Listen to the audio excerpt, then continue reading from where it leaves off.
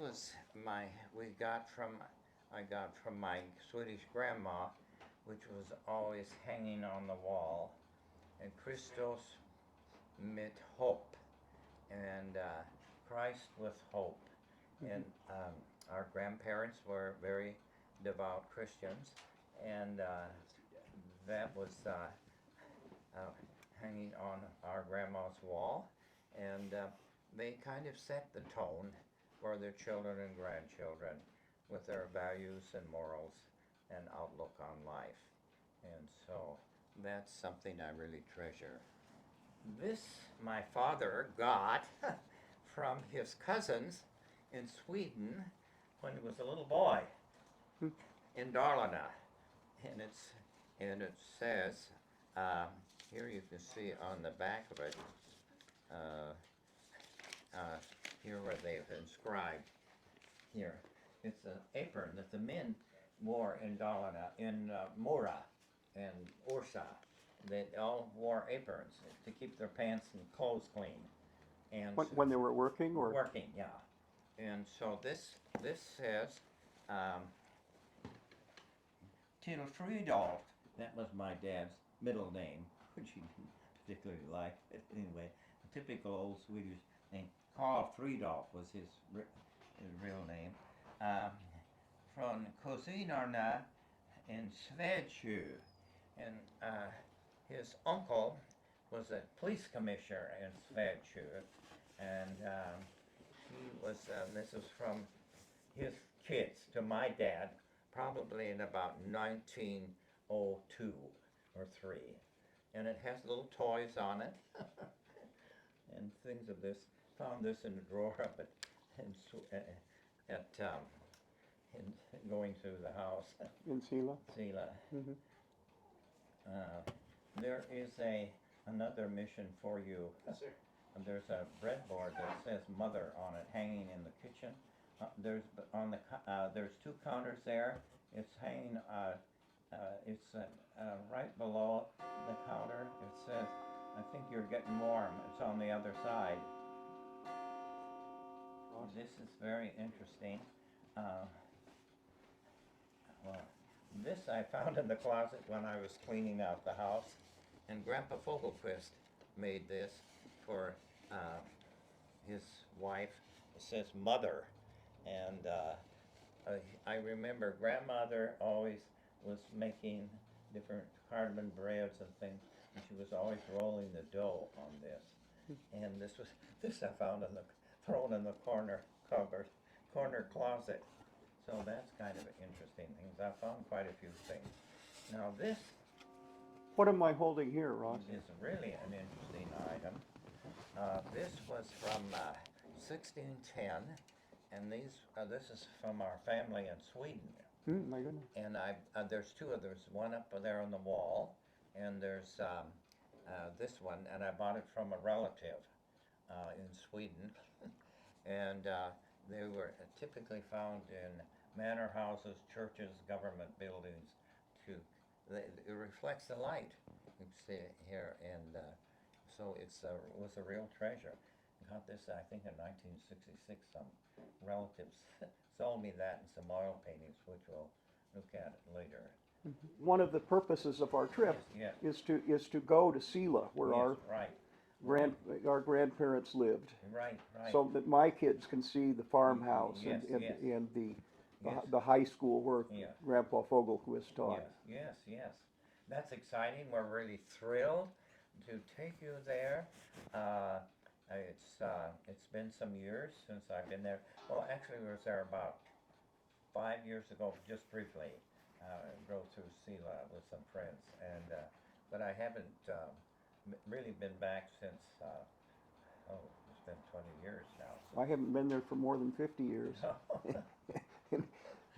And then we're going to visit the old Pioneer Cemetery and see where our great-grandmother Lundgren is buried, and see the beautiful home that Grandpa built in Sila Heights.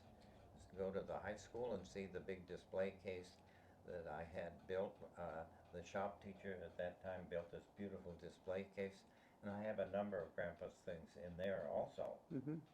And maybe, unfortunately, the church burned down where he built in 1910. And but there's some other interesting historical spots. Towards the end of our short trip, we're going to go to the Astoria. Midsummer Fest. Yes. And Midsummer is a very special holiday. It's the second most important holiday in Sweden, and in Sweden they put up the midsummer pole on the longest day of the year, the summer solstice. They celebrate the longest day of the year with great celebration, and in particularly the area where our family's from, um, they still are very traditional. A lot of people wear their folk costumes, and they have each village in town has its own midsummer fest with the fiddlers and the people in costume, and it's a lot of feasting and drinking and dancing, and it's a very special holiday in Sweden. And Grandpa was married on Midsummer's Day, and so that was interesting. Oh, can you stop a minute? You have to go upstairs in the guest room again.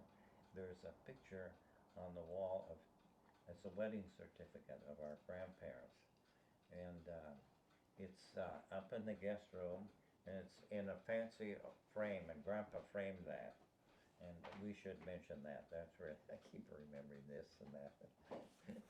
So, in the meantime, why don't we bring the picture of the Mora Church?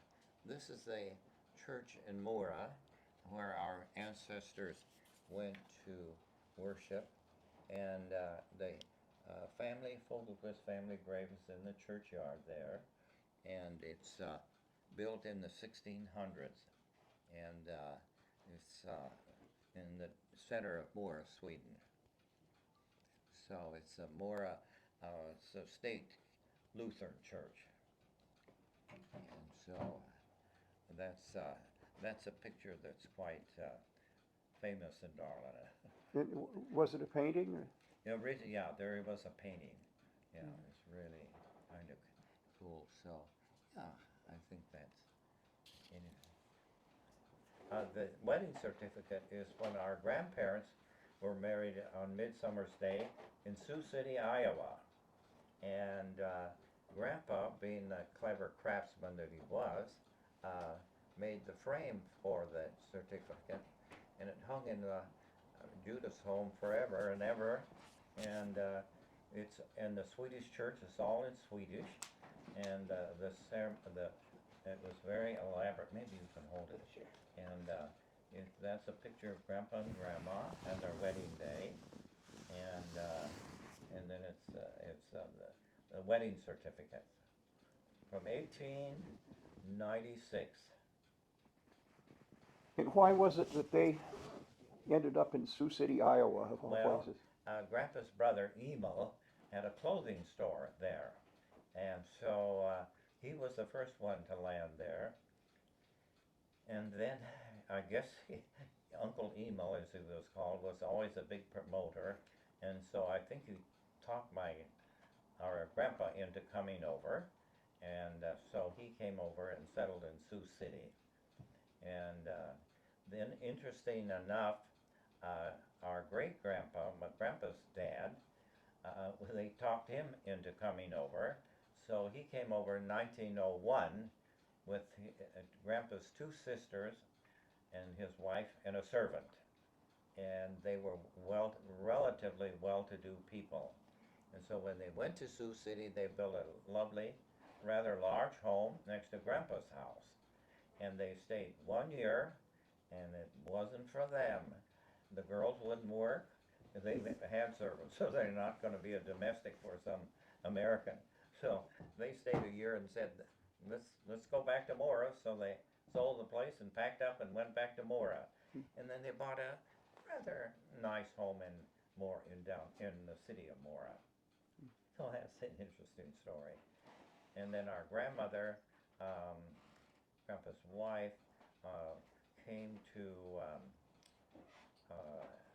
the United States with her brother, and her uh, grandparents were already in Iowa, and her aunts and uncles were there too, already before Grandma came in 1888, and that was kind of interesting. Why she came to Sioux City, I'm not sure at this point, but that's interesting. So that's a little bit about the history. I don't know if you. This is the Christina Berry estate in Moora. Sits on a hill overlooking the city, and our great great grandpa Magnus Christian Fogelquist bought that in 1848 and moved his family there, and he had owned estates in southern Sweden, and then he moved there and had a large land holdings. They said that the Fogelquists at that time were one of the biggest, or the biggest landowners in Dalarna. And so he had this beautiful estate, and then our grandpa, we found out, was actually born here in this house. In that house. Yeah. And then in he died in 1872, and unfortunately, all the land records burned in a fire in Mora, so they have no records. So it's called Christina Berry, Christina's Mountain, and it's a conference center now, owned by a Kung Gustav Hotel, which is just below it, and they have retreats and conferences there. And up on the top floor was where they used to have community dances. There's a big dance hall up here, and so it's quite a prominent fixture in Mora. And what are the documents that are hanging on the okay. wall beyond the picture? This document here, I don't know if you want to take it down or not. I guess it's No, you don't have to take it down. that's when I got my appointment as vice consul of for Sweden, for Oregon, and that's from the king. It's signed there. And then the document above is what I got from the king when I was knighted. He signed that in 1985, and his signature's on that, proclaiming me Knight of the Royal Order of the Polar Star. That's been a long time ago, and it was really a bit significant that I got it as young as I did, because most people get those when they're about 60 or 70 or 80 at the end of their lives.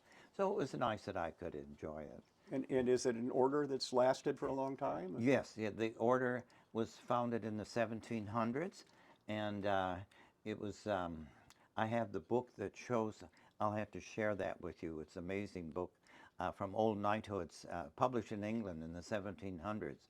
It has my order in there and the picture of it, and so it's Knight of the Polar Star. And it's an order that's still given today to foreigners only. Unfortunately in Sweden, the socialists abandoned the knighthood business in the 70s, and so they get a little badge here, but they still give the rather elaborate knighthoods to foreigners. Oh. It's a little strange, but anyway, that's the story of that.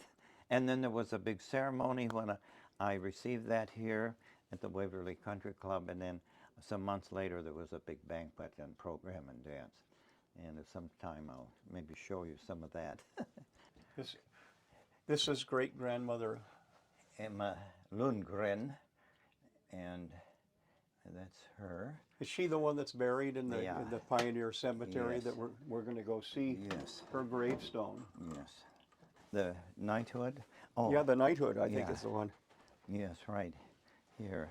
Just take that off the Is wall. it this? It's this, right? Yeah, uh-huh. There I am in my formal attire, a portrait of me.